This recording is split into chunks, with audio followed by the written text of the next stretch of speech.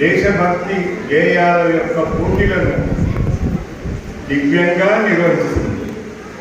మీకు అందరికి తెలుసు, ఇక్కడ ఉన్నటువంటి ఉపాధ్యాయులు మరియు విద్యార్థులందరూ కూడా పాల్గొనలే ఉన్నారు. ఈ నేషనల్ గ్రూప్ సాంగ్స్ కాంపిటీషన్లో చక్కగా నిర్వహిస్తున్నటువంటి విద్యార్థులు, ఇక్కడ ఉన్నటువంటి ఈ యొక్క పాలమూరు శాఖ యొక్క కార్యవర్గాన్ని నిజంగా మనం ఎంతో కూడా వారికి కృతజ్ఞతలు తెలపాలి. ఎందుకంటే సినిమా పాటలు పాటలు వస్తున్నారు, కానీ దేశభక్తి చేయాలి, కరెక్ట్గా సెలెక్ట్ చేయాలని పాడాలనేటువంటి వాళ్ళు చాలా తక్కువ. ఇక్కడ పాడి గెలిచిన వాళ్ళను మనకు జోనల్కి వస్తారు, జోనల్ తర్వాత స్టేట్, ఆ తర్వాత ఆల్ ఇండియాకు పోతారు. ఇటువంటి దాంట్లో మన పాలమూరు శాఖ నుంచి కూడా ఇంతవరకే national group songs competition all India లెవెల్లో కూడా పాల్గొన్నటువంటి గ్రూపు మన పాలమూరుకు ఉంది. అటువంటి గొప్పతనం మన పాలమూరు శాఖ. మరి ఈ యొక్క కార్యక్రమాన్ని నిర్విఘ్నంగా మా సోదరులందరూ కూడా ఎంతో చక్కగా మాతోడు కలుపుకొని, మేము కూడా కలుపుకొని ఈ కార్యక్రమాన్ని నిర్వహిస్తున్నాం. ఈ కార్యక్రమాన్ని దిగ్విజయంగా మీరు పూరించాలని నేను ఈ వేదికపై నుంచి మీ అందరికీ సాధారణంగా నేను కోరుతున్నాను. ఇప్పుడు మా రమేష్ గారు మాట్లాడుతున్నారు. ఆధ్వర్యంలో జాతీయ బృందాల పోటీలు నిర్వహిస్తున్నాము.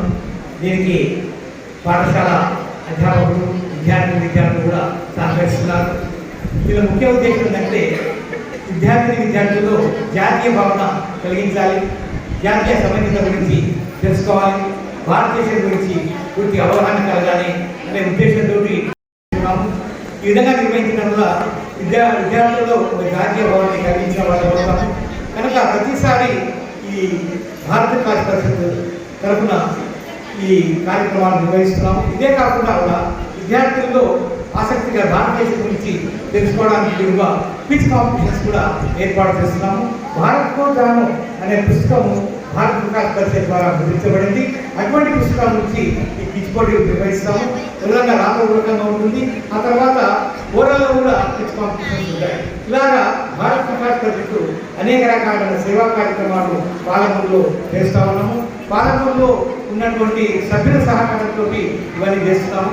కేవలము ఈ పాటల పోటీలు, క్విజ్ కాంపిటీషన్సే కాకుండా సేవా కార్యక్రమాలు అంటే కొన్ని స్కూల్స్కు నిరుపేదలు అయితే విద్యార్థులను గుర్తించి, ఆ పాఠశాలను గుర్తించి, వాటికి సంబంధించి అవసరాన్ని గుర్తించి వాళ్ళు ఇవ్వడం జరుగుతుంది. ఉదాహరణకు ఇదే సంవత్సరంలో మేము నోట్ పుస్తకాలు, జామెట్రీ బాక్స్లు, మరి ప్లేట్స్, మధ్యాహ్నం తిరిగే ప్లేట్స్లు, ఇటువంటి అనేక రకాల కార్యక్రమాలను ఈ స్వచ్ఛంద సంస్థ ద్వారా నిర్వహిస్తున్నాము.